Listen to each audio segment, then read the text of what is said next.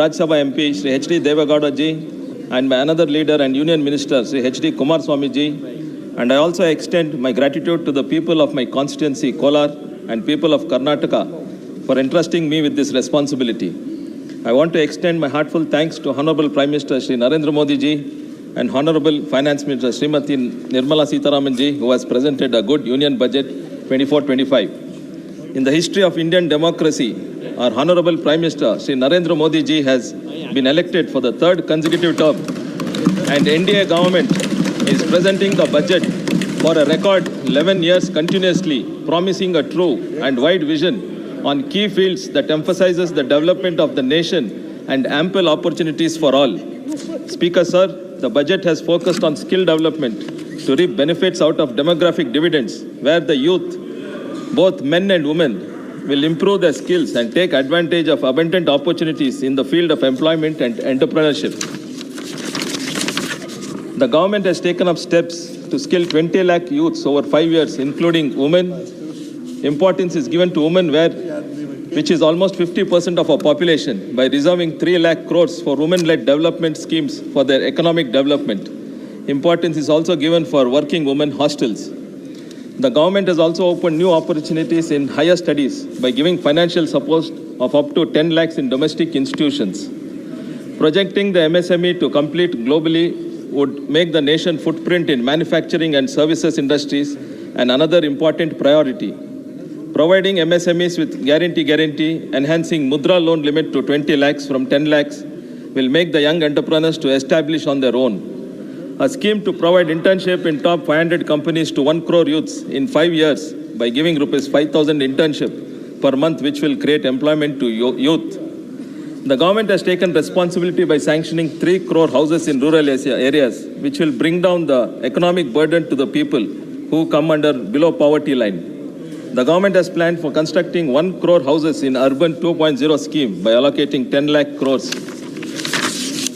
The government has given importance to agriculture sector in the fields. एक second please, 1 minute. मैं सदन से आग्रह करता हूं कि माननीय सदस्य बोलने तक का समय बढ़ा दें, और माननीय मंत्री जी से आग्रह करूंगा कि जो बोलने वाले वक्ता हैं उनको कहे वो सदन में बैठे, जिनको आगे बोलना है। बोलने वाले वक्ता नहीं बैठे हैं सदन में, उनको बोलो आगे से बैठे हैं यहाँ पर।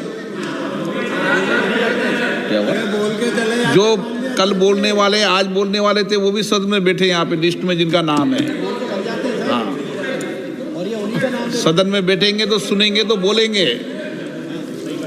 The government has given importance to agriculture और कोई sector. भी माननीय सदस्य बोलकर सीधा चला जाएगा तो उसको बोलने का नंबर नहीं दिया जाएगा। सदन में आपकी सलाह मानता हूं, लेकिन ये आसन का अधिकार है कि ऐसे माननीय सदस्य बोलते हैं और सदन से चले जाते हैं।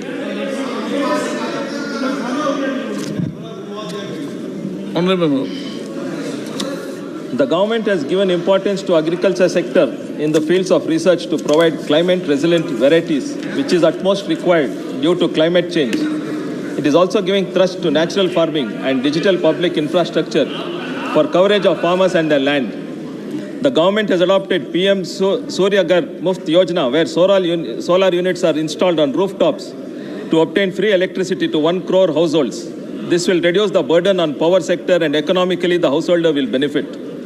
The schemes and allocation that the government of India has announced under innovation, research and development and next generation reforms would rather attract and support the new way thinking and exploitation of themselves in good manner for establishment of Viksit Bharat, which is utmost result of this budget 24-25. Government is giving priorities to youth, women, agriculture, housing, tourism and entrepreneurship development. So India is surely going to become the third biggest economy in the near future.